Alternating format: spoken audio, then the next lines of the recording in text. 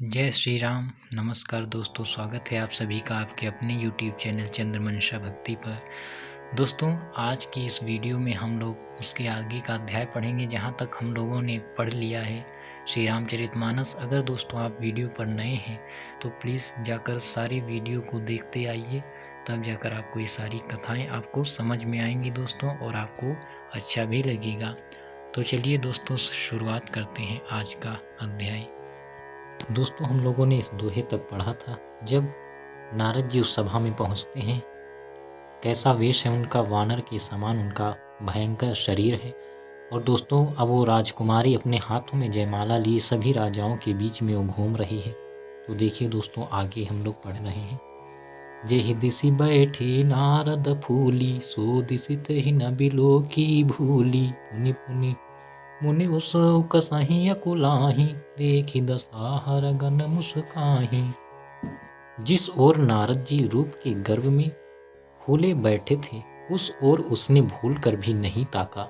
नारद मुनि बार बार उचकते और छटपटाते हैं। उनकी दशा देखकर शिव जी के गण मुस्कुराते हैं। दोस्तों, नारद जी सोच रहे हैं, काफ़ी उनके अंदर अहंकार है कि रूप तो उन्हीं का सबसे सुंदर है। लेकिन दोस्तों, उस राजकुमारी ने नारद जी की ओर एक भी बार भूल कर भी उसने देखा तक नहीं। और नारद जी बार बार उछल कूद कर रहे हैं कि शायद मुझे देख जाएं। ऐसा देखकर शिव जी के गण भी मुस्कुरा रहे हैं। धरि नृपतनु तहाँ गयो कृपाला, कुंवरी हर्षि में लेउ जय माला। दुलहिनी लय गए लक्ष्य निवासा, नप समाज सब भयो निराशा। कृपालु भगवान भी राजा का शरीर धारण कर वहां जा पहुंचे। राजकुमारी ने हर्षित होकर उनके गले में जयमाला डाल दी। लक्ष्मी निवास भगवान दुल्हन को ले गए। सारी राजमंडली निराश हो गई। दोस्तों, उसी सभा में भगवान आए एक राजा का रूप धारण करके, और राजकुमारी ने उनके गले में जयमाला डाला और वो उसको लेकर चले गए। राजमंडली सब निराश हो गई। मुनि अति विकल मोह मति नाठी, मनि गिरि गई छूटी जनु गाठी। तब हर गन बोले मुस्काई, निज मुख मुकुर बिलो कहु जाई। मोह के कारण मुनि की बुद्धि नष्ट हो गई थी। इससे वे राजकुमारी को गई देख बहुत ही विकल हो गए, मानो गांठ से छूटकर मणि गिर गई हो। तब शिव जी के गणों ने मुस्कुरा कर कहा, जाकर दर्पण में अपना मुंह तो देखिए। दोस्तों, जब नारद जी को काफ़ी गुस्सा आया, क्योंकि उनकी बुद्धि अब काम कर नहीं रही थी मोह के कारण, और जब राजकुमारी को जाते हुए देख गए हो तो काफ़ी विकल हो गए। ऐसा लगा कि उनकी गांठ से मणि छूट कर गिर गई हो। अब शिव जी के गण कह रहे हैं कि पहले जाकर अपना मुख तो देखिए दर्पण में। अस कहि दो भागे भय भारी, बदन दीख मुनि बारी निहारी। वेशु बिलो की क्रोधयति बाढ़ा, तिनहि सराप दीनयति गाढ़ा। ऐसा कहकर वे दोनों बहुत भयभीत होकर भागे। मुनि ने जल में झांक कर अपना मुंह देखा। अपना रूप देखकर उनका क्रोध बहुत बढ़ गया। उन्होंने शिव जी के उन गणों को अत्यंत कठोर शाप दिया। दोस्तों, नारद जी को ऐसा कहकर वो भाग गए, भयभीत क्योंकि हो गए थे वो। मुनि ने अपना जब मुख देखा दोस्तों, तो काफ़ी क्रोध किए और उन्होंने शिव जी के गणों को शाप दे दिया। ओहु निशाचर जाई तुम कपटी पापी दो, हंसहु हमहि सो लेहु फल, बहुरी हंसहु मुनि को। तुम दोनों कपटी और पापी जाकर राक्षस हो जाओ। तुमने हमारी हंसी की, उसका फल चखो। अब फिर किसी मुनि की हंसी करना।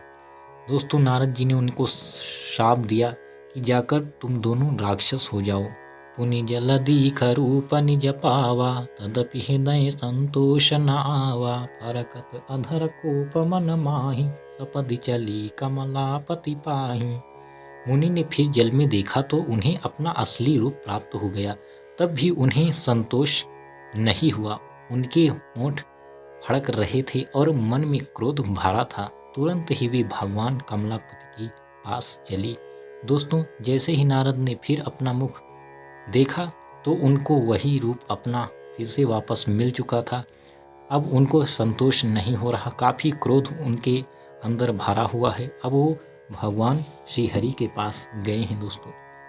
देहूँ शाप की मरिहूँ जाई, जगत मोरी उपहास कराई, बीचहि पंथ मिले धनुजारी, संगरमा सोई राजकुमारी। मन में सोचते जाते थे, जाकर या तो शाप दूंगा या प्राण दे दूंगा। उन्होंने जगत में मेरी हंसी कराई। दैत्यों के शत्रु भगवान हरि उन्हें बीच रास्ते में ही मिल गए। साथ में लक्ष्मी जी और वही राजकुमारी थी। दोस्तों, नारद जी सोचते जा रहे हैं कि या तो मैं शाप दे दूंगा या फिर प्राण ही त्याग दूंगा। भगवान उनको रास्ते में ही मिल गए और उनके साथ में लक्ष्मी जी हैं और वही राजकुमारी भी। बोली मधुर बचन सुर साई, मुनि कहाँ चली विकल की नाई, सुनत बचन उपजाति क्रोधा, माया बस न रहा मन बोधा। देवताओं के स्वामी भगवान ने मीठी वाणी में कहा, हे मुनि, व्याकुल की तरह कहाँ चली। ये शब्द सुनते ही नारद को बड़ा क्रोध आया। माया की वशीभूत होने के कारण मन में चेत नहीं रहा। दोस्तों, भगवान ने जैसे ही उनसे पूछा कि आप इतने व्याकुल होकर कहाँ जा रहे हैं, तो नारद जी को क्रोध आ गया और कुछ ध्यान भी नहीं रहा, क्योंकि वो माया की वशीभूत है। पर संपदा सकहु नहीं देखी, तुम्हारे ईर्षा कपट विशेषी, मथत सिंधु रुद्रहि बौरायो, सुरन पेरी विषपान करायो। मुनि ने कहा, तुम दूसरों की संपदा नहीं देख सकते, तुम्हारे ईर्ष्या और कपट बहुत है। समुद्र मथते समय तुमने शिव जी को बावला बना दिया और देवताओं को प्रेरित करके उन्हें विषपान कराया। दोस्तों, मुनि नारद जी कह रहे हैं कि तुम्हें दूसरों की संपदा देख नहीं सकते, तुम्हें अच्छा नहीं लगता, तुम्हारे अंदर ईर्ष्या और कपट बहुत भरा है। समुद्र मंथन के समय भी तुमने शिव जी को बावला बना दिया और देवताओं को प्रेरित करके उन्हें विषपान कराया।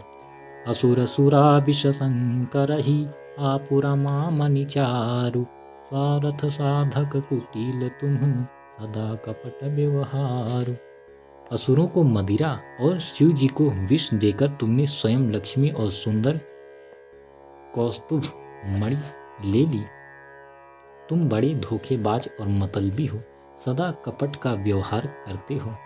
नारद जी काफी क्रोधित हैं और वो कह रहे हैं, असुरों को तुमने मदिरा पिला दी और शिव जी को विष देकर तुमने स्वयं लक्ष्मी और सुंदर कौस्तुभ मणि ले ली।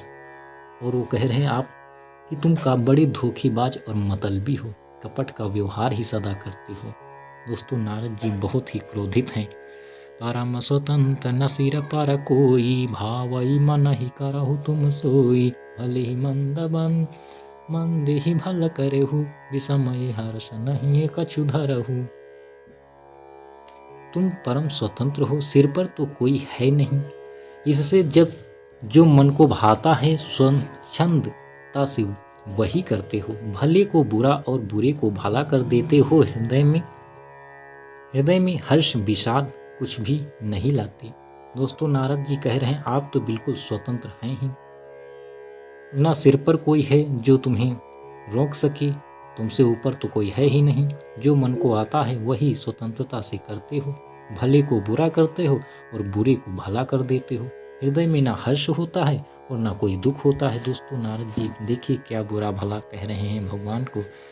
डाकी परिचय सब काहू, अति असंक मन सदा उछाहू, कर्म शुभा शुभ तुम्हि न बाधा, अब लगे तुम्हि न काहू साधा। नारद जी कह रहे हैं सबको ठग ठग कर परख गए हो और अत्यंत निडर हो गए हो। इसी से ठगने के काम में मन में सदा उत्साह रहता है। शुभ अशुभ कर्म तुम्हें बाधा नहीं देते। अब तक तुमको किसी ने ठीक नहीं किया था। दोस्तों, नारद जी कह रहे हैं सबको ठग ठग कर अत्यंत निडर हो गए हो। इसी से ठगने में तुम्हारा मन बहुत ही उत्साहित होता है और शुभ अशुभ कर्म में तुम्हारे कोई बाधा भी नहीं देता और अब तक तुमको किसी ने ठीक भी नहीं किया था।